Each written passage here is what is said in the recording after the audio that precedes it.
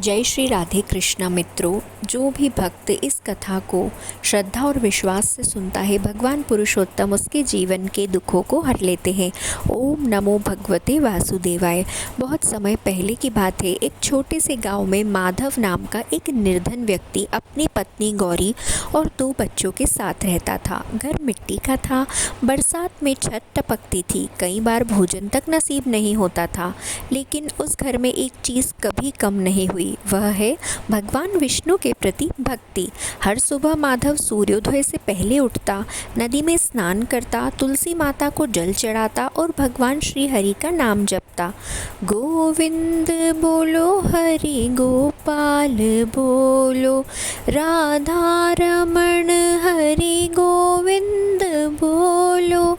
गांव वाले उसका मजाक उड़ाते थे। वे कहते थे, भक्ति से कभी पेट नहीं भरता। लेकिन माधव शांत स्वर में कहता, जिसका पालन स्वयं भगवान करते हैं उसे संसार क्या दुख देगा। अनन्याश्च चिंतयो मां ये जनाः पर्युपास्ते तेषां नित्याभियुक्तानां योगक्षेम वहाम्यहम्। धीरे धीरे पुरुषोत्तम मास प्रारंभ हुआ। पूरा गांव भजन कीर्तन से गूंज उठा। मंदिरों में दीप जलने लगे। हर और भगवान श्री कृष्ण के नाम के जाप होने लगे।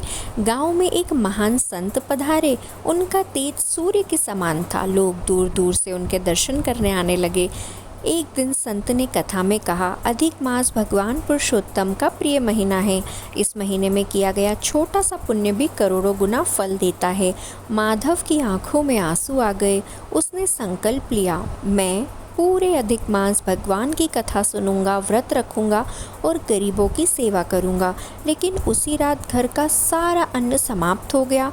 पत्नी गौरी रोते हुए बोली, स्वामी, बच्चों ने 2 दिन से पेट भर भोजन नहीं किया।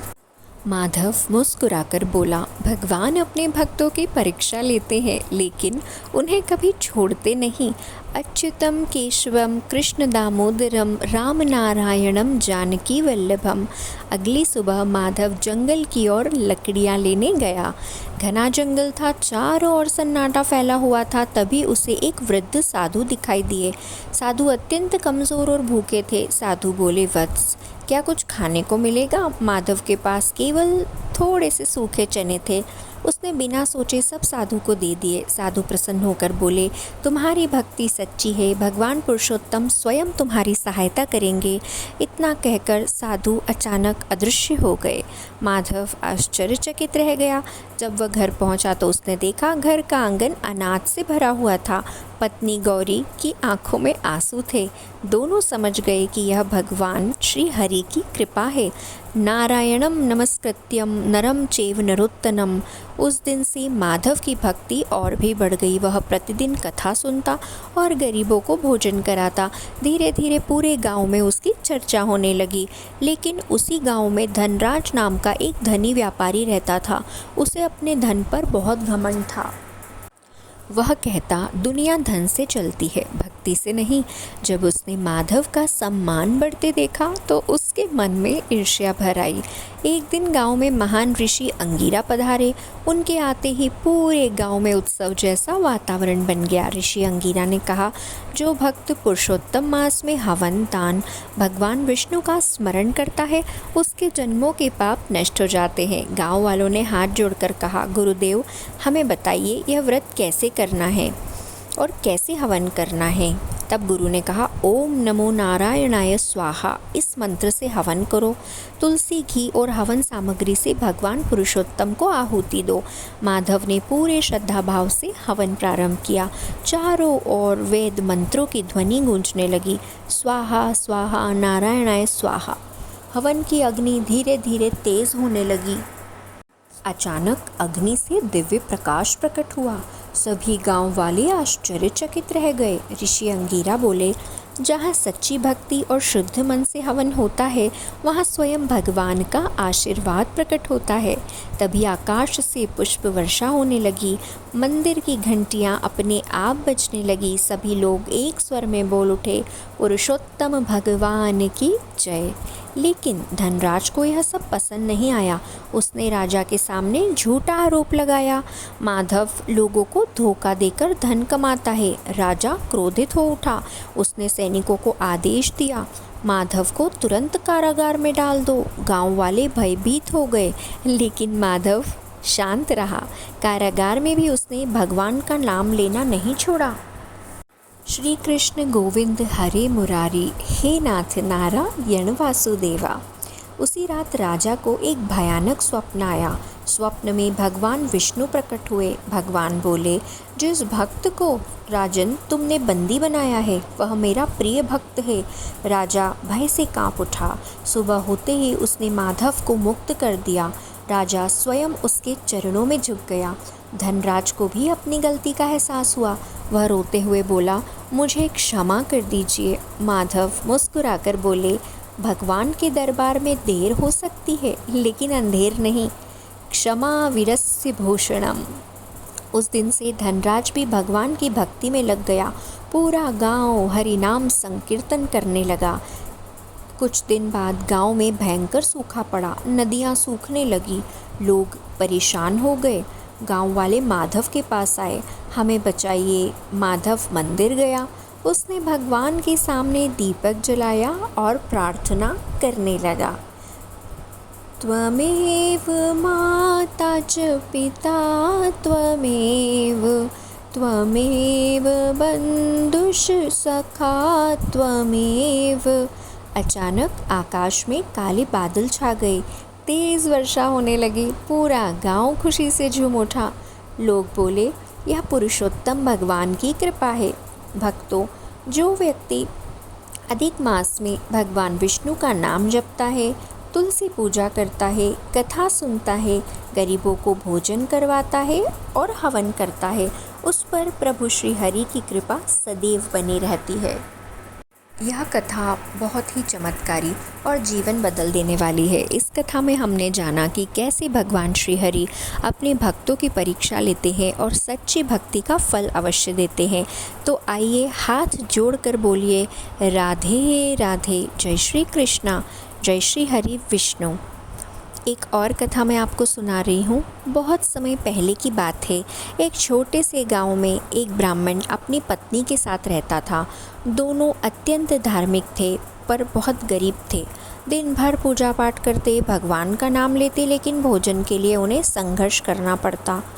ब्राह्मण की पत्नी अक्सर दुखी होकर कहती, स्वामी, हम इतने वर्षों से भगवान की भक्ति कर रहे हैं, फिर भी हमारे जीवन में सुख क्यों नहीं आता। ब्राह्मण ने कहा, देवी, भगवान अवश्य हमारी मदद करेंगे। एक दिन हमारी भक्ति ज़रूर रंग लाएगी। एक दिन गांव में एक महान संत आए। पूरा गांव उनके दर्शन के लिए उमड़ पड़ा। वो गरीब दंपत्ति भी संत के चरणों में पहुँचे और बोले, गुरुदेव, कृपा करके हमें ऐसा उपाय बताइए जिससे हमारा जीवन सफल हो जाए। संत ने ध्यान लगाया और बोले, हे ब्राह्मण, आने वाला पुरुषोत्तम मास अत्यंत पवित्र है। यदि तुम दोनों पूरे श्रद्धा भाव से इस महीने भगवान विष्णु की पूजा, व्रत और कथा श्रवण करोगे तो तुम्हारे सारे कष्ट दूर होंगे। संत की बातों को सुनकर दोनों गरीब ब्राह्मण पति पत्नी अत्यंत प्रसन्न हुए। जैसे ही पुरुषोत्तम मास प्रारंभ हुआ, दोनों पति पत्नी प्रतिदिन सुबह नदी में स्नान करने लगे। भगवान विष्णु की पूजा करते, दीपक जलाते, कथा सुनते। लेकिन परीक्षा अभी बाकी थी। एक दिन ब्राह्मण बहुत बीमार पड़ गया। घर में खाने के लिए अन्न का एक दाना भी नहीं बचा था। पत्नी भगवान के सामने बैठकर रोने लगी और बोली, हे प्रभु, क्या यही आपकी परीक्षा है? हमने पूरे विश्वास से आपकी भक्ति की, फिर भी हमारे ऊपर आपने इतना दुख कष्ट क्यों दिया? उसी रात भगवान श्री हरि ने एक साधु का रूप धारण किया और उनके द्वार पर पहुँचे। साधु ने आवाज़ लगाई, भिक्षाम देहि। ब्राह्मण की पत्नी परेशान हो गई। घर में कुछ नहीं था, लेकिन उसने सोचा, यदि आज मैं साधु को खाली हाथ लौटा दूंगी तो मेरा धर्म अधूरा रह जाएगा। उसने घर में रखा आखिरी मुट्ठी भर आटा भी साधु को दे दिया। साधु मुस्कुराए और बोले, देवी, तुम्हारी भक्ति और दान से भगवान अत्यंत प्रसन्न हैं। कल से तुम्हारे जीवन में सुख का आरंभ होगा। इतना कहकर साधु वहाँ से चले गए। अगली सुबह जब ब्राह्मण की पत्नी उठी तो उसने देखा कि घर पर अन्न, धन और वस्त्र सब कुछ रखे हैं। पूरा घर अन्न, धन और वस्त्रों से भरा हुआ है। बीमार ब्राह्मण भी पूरी तरह से स्वस्थ हो चुका था। दोनों समझ गए कि कल रात स्वयं भगवान श्री हरि उनके घर आए थे। वे फूट फूट कर रोने लगे और बोले, हे प्रभु, हमें क्षमा करें, हम आपकी लीला को समझ नहीं पाए। उस दिन से दोनों ने और अधिक श्रद्धा से पुरुषोत्तम मास का पालन किया। धीरे धीरे उनका घर सुख, शांति और समृद्धि से भर गया। भाइयों और बहनों, यह कथा हमें सिखाती है कि भगवान अपने भक्तों की परीक्षा अवश्य लेते हैं।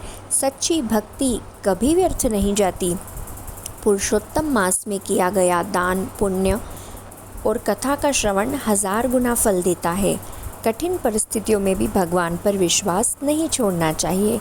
जो व्यक्ति इस पवित्र महीने में दान, पुण्य, दीपदान और भगवान विष्णु के नाम का जप करता है, उसके जीवन के दुख समाप्त होने लगते हैं। तो सभी बोलिए, भगवान पुरुषोत्तम की जय। राधे राधे। जय श्री हरि विष्णु। यदि आपको यह पुरुषोत्तम मास कथा अध्याय 2 पसंद आई है तो वीडियो को लाइक करें, शेयर करें और चैनल को सब्सक्राइब ज़रूर करें और कमेंट में लिखें, जय श्री राधे कृष्ण। भगवान पुरुषोत्तम आपकी सभी मनोकामनाएं पूर्ण करें। बोले राधे राधे।